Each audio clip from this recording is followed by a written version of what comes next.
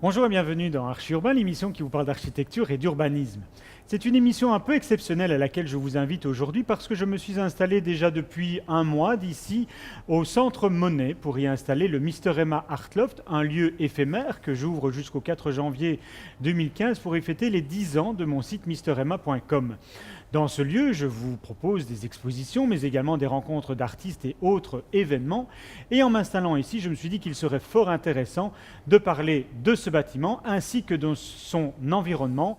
Et qu'est-ce qui s'y passe? Eh bien, notamment à la place de la Monnaie, on a rénové la place de la Monnaie il y a peu, on a rénové le Munpunt également, ainsi qu'un autre bâtiment qui a vu le jour, le Princess Résidence. Pour parler de tout ça, dans cette émission, j'ai invité aujourd'hui les architectes du Princess Résidence Synergie Internationale avec Barbara Wolf et Sébastien Kreut. Bonjour à tous les deux. Bonjour Emma.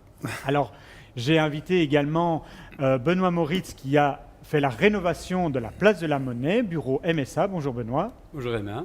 Ainsi que Albert Goffard, fonctionnaire délégué au service de l'urbanisme de la région Bruxelles-Capitale, pour donner son avis d'expert au niveau de l'urbanisme de tous ces projets.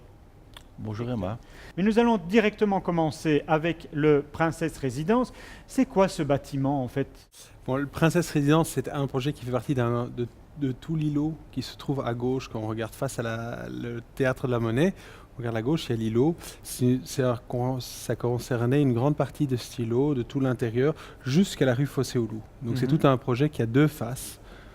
Une face plus calme, qui est la face près du bâtiment de la Monnaie, Oui. qui respecte le bâtiment de la place, et puis une partie plus déstructurée, avec une autre échelle qui se trouve sur la rue Fossé-Oulou, plus dynamique peut-être. Voilà. Et le nom, peut-être, c'est donc rue des Princes, place de la Monnaie. Donc l'adresse du bâtiment, côté place de la Monnaie, c'est rue des Princes. Et je crois que le nom Princess Résidence vient de là-bas.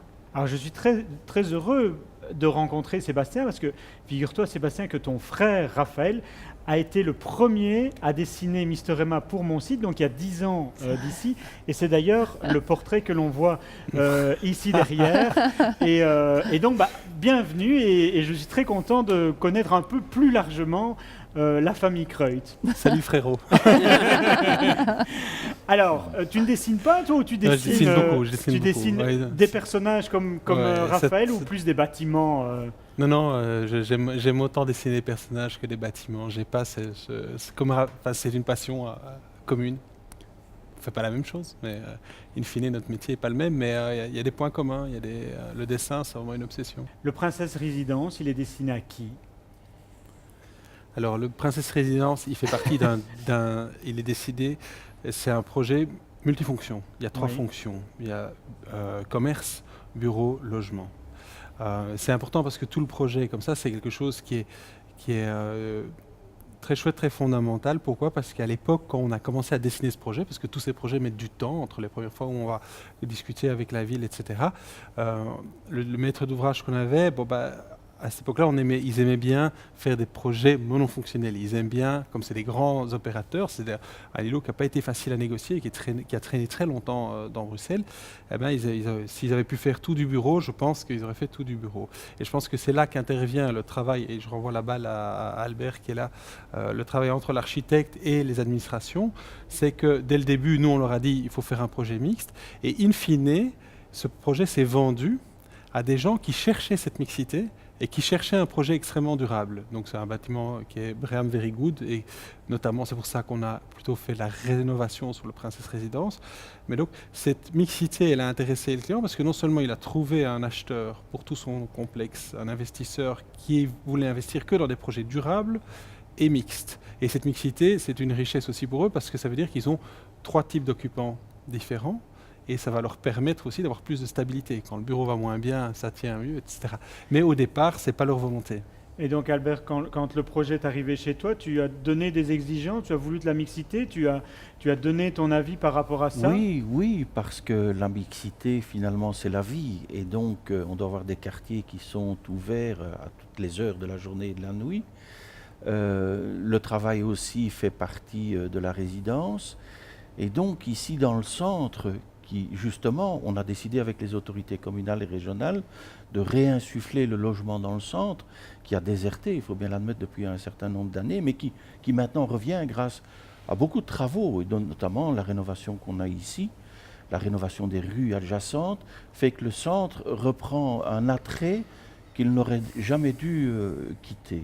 Et donc, effectivement, c'est bien un projet comme celui du résidence, ici, est un projet exemplaire et qui s'inscrit d'ailleurs dans la future planification que nous envisageons aussi, que le gouvernement envisage au niveau de Bruxelles. Dans le projet, il est mixte, mais il y a des logements, il y avait déjà des logements qui existaient, il y avait des maisons. Vous avez gardé ces maisons-là, vous les avez démolies, comment est-ce que ça s'est passé? C'est mixte à plusieurs échelles. Hein. Oui, c'est les deux. Ouais. Il y avait, si tu veux, il y avait des bâtiments existants qui avaient une valeur patrimoniale. Oui. Donc ceux-là, on les a gardés. On a quand même proposé, bon là, l'administration nous a suivis, on a été soutenus, de faire un projet clairement contemporain du côté de la rue Fossé-aux-Loups, au-dessus et en dessous, ce qui permettait d'avoir des bâtiments. Parce que je pense que vous remontez comme ça sur des bâtiments. Superstructure, au-dessus des bâtiments. Donc c'est pas juste du façadisme, on a gardé les structures derrière, on a gardé tout ce qu'il y avait d'intéressant dans ces bâtiments. Effectivement, quand on rentre dans certains appartements, on voit bien l'ancienne partie avec les vieilles cheminées en marbre, et puis après on a la nouvelle partie. Et ce qui est intéressant, excuse-moi de te couper, ce qui est intéressant justement dans le débat la mixité avec l'administration, ce qui s'est passé à un moment donné, je ne dis pas que c'est spécialement la ville ou la région, mais il y a eu même un débat sur le premier étage qui était destiné au commerce aussi. Et le premier étage, de par l'imposition de garder les bâtiments et la structure naturelle du parcellaire qui était gardée en trace dans le bâtiment, et d'ailleurs l'administration nous l'a rappelé d'ailleurs pendant le chantier, de bien faire attention de conserver ça, parce que parfois on a tendance à un peu travailler et oublier les choses, parce qu'il y a la nature du chantier qui évolue, etc. Eh ben, on a gardé ce potentiel, et même au permis de bâtir, on est venu avec 2 plans du premier étage. Un plan division logement et toutes les gaines techniques, et un plan bureau. Et donc ce premier étage, qui actuellement est en commerce, peut être transformé très facilement en logement. Tout l'enjeu, par contre, par rapport à tout ce que tu dis sur les anciennes maisons qui existaient, etc., comme on fait des commerces, c'est toujours le débat du centre-ville entre la façade commerciale qui est nécessaire, etc., ou la vitrine, entre guillemets, et l'accès au logement. Et ça, c'est l'intérêt, à un moment donné, d'avoir gardé 3 parcelles complètes et d'en avoir pu en détruire et refaire une complètement, parce qu'on peut gérer sur les 2 extrémités du site la circulation à l'intérieur de l'îlot. Grâce à ça. Et donc, on peut garder si ça devient des commerces autonomes plus petits après, ça peut fonctionner. Ça peut fonctionner. Je pense également que tous les logements ont des terrasses qui permettent également de vivre aussi bien à l'intérieur qu'à l'extérieur avec des baies vitrées assez imposantes. Hein. Ouais. C'est une fois le contraste avec les existants, donc une façade en pierre avec des trous. Et là, à côté, la nouvelle construction avec des vitrages de sol au plafond. Et ça joue sur les 2 côtés. Donc, une fois à l'extérieur, ça donne un contraste. C'est vraiment clairement quelque chose de nouveau. Et de l'intérieur, on est vraiment dans la ville. Donc, on peut vivre un vie urbain, on est dedans. Et c'est peut-être une autre façon de vivre. On n'est pas dans une maison avec un jardin, mais on est dans la ville. Mais on a une vue très grand, on est vraiment à l'extérieur. Et à l'autre côté, dans le cours, qui est dans le côté sud, on a une grande terrasse où on peut prendre son petit-déj tranquillement. Benoît, est-ce que leur architecture répond à la tienne, à celle de la place? Fais gaffe. Oui, je pense que ils ont fait côté Place de la Monnaie un projet très simple. Je dirais que ça correspond à l'esprit du réaménagement de la place, pour magnifier le bâtiment du théâtre. Et puis, effectivement, là où l'architecture est plus vitaliste, où il y a plus de vitalité et plus d'expression, c'est plutôt côté rue Fossé-aux-Loups. Et je pense que dans la lecture de la ville, des espaces urbains, c'était juste comme choix. Et ils ont fait un bâtiment, un complexe qui est très urbain, qui génère de l'intensité autour de lui, donc c'est très bien. Je pense qu'il y a un acteur qui fait le lien. Et c'est l'administration, on l'a déjà évoqué, sur cette question par exemple de la pierre bleue. C'est C'est quelque chose qui était demandé, par exemple, pour la place. Parce que le socle du théâtre de la Monnaie est un socle en pierre bleue. Donc de retrouver cet élément commun tout autour.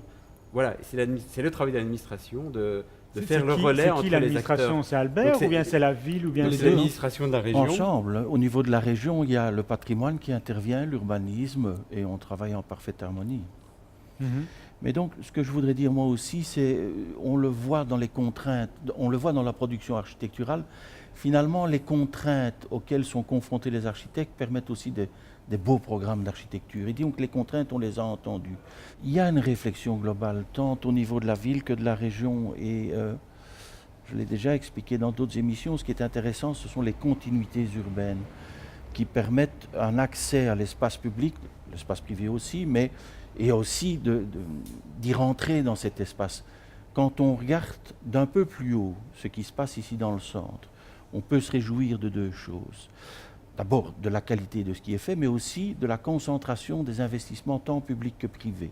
On a parlé tout à l'heure du bâtiment ici en haut, mais on peut parler de la place Rogier, de la rue Neuve qui est en concours, cette place ici qui vient d'être rénovée. De la place des Martyrs. Place des Martyrs qui vient d'être rénovée, donc qui peut donner là un aspect plutôt patrimonial. Bon, tout le monde n'aime pas non plus d'aller nécessairement dans une rue commerciale.